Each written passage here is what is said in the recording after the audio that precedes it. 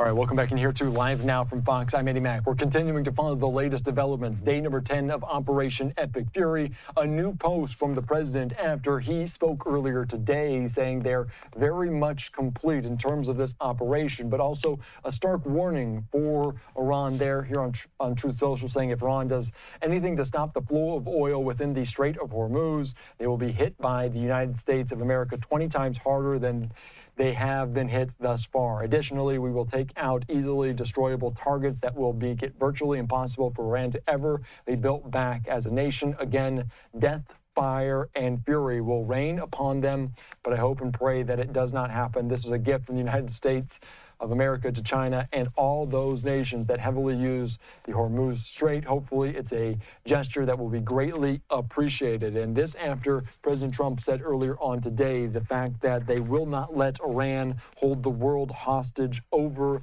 this oil. So we're following that closely here on Live Now from Fox. And we also heard from the president earlier on today making mention of that 7th service member that tragically lost their life. We are now learning the identity of, in fact, who that individual is.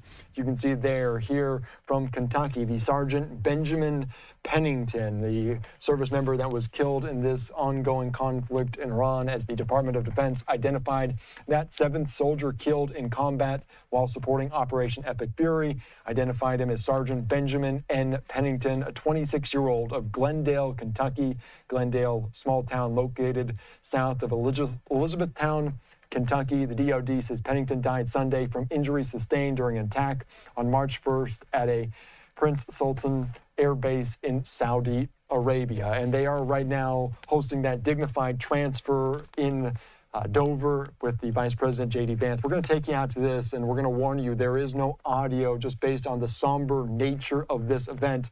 Let's take you out to this here on Live Now from Fox from a bit earlier.